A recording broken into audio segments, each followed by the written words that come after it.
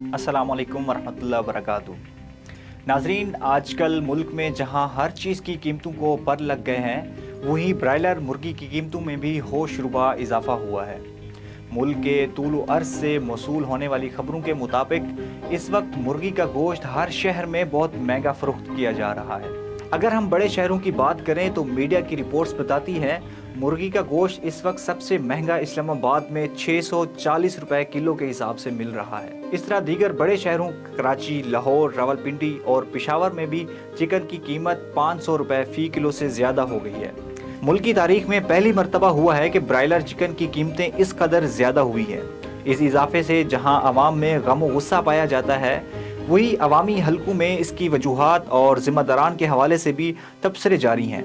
अवाम की एक कसीर तादाद इस ख्याल से मुत्तफिक नज़र आती है कि जब भी मुस्लिम लीग नून की हुकूमत आती है तो मुर्गी की कीमतों में इजाफा कर दिया जाता है।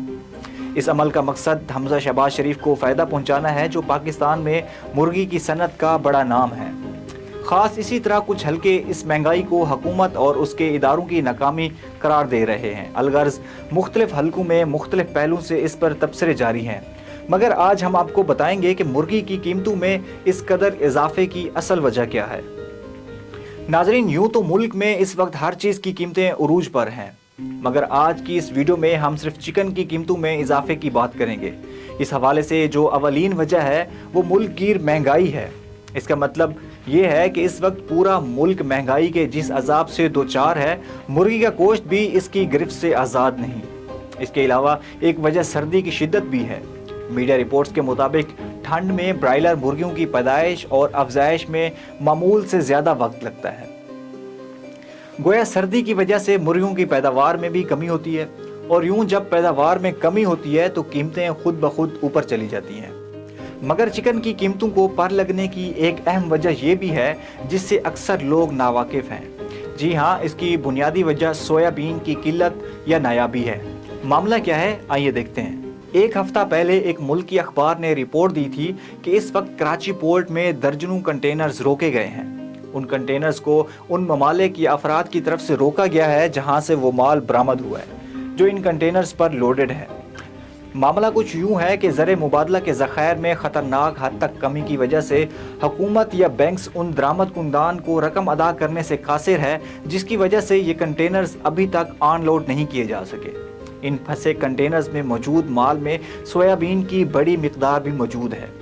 इस माल में 0.6 मिलियन टन सोयाबीन भी शामिल है। ये वही सोयाबीन है जिसको मुर्गियों की ग़िज़ा के तौर पर इस्तेमाल किया जाता है। पोल्ट्री फार्म्स मालकान के मुताबिक सोयाबीन मुर्गियों की अफजाइश के लिए बेहतरीन ग़िज़ा है और बाकी ग़िज़ाओं के मुकाबले में बहुत सस्ती भी है। और ये बात भी याद रहे कि पाकिस्तान सालाना 3 मिलियन टन तक सोयाबीन दीगर ममालिक से दरामद करता है। और लाजमी बात है कि जब मुर्गियों की ये ग़िज़ा फराहम नहीं होगी तो पोल्ट्री फार्म मालकान को दीगर महंगी ग़िज़ाओं का इंतखाब करना होगा, जिसका नतीजा मुर्गी की कीमत में इजाफे की सूरत में निकलेगा। इसलिए पोल्ट्री फार्म की सन्नत से मुंसलिक लोगों का कहना है कि मुर्गियों के गोश्त में इस हद तक इजाफे की बुनियादी वजह सोयाबीन की फराहमी में रुकावट है।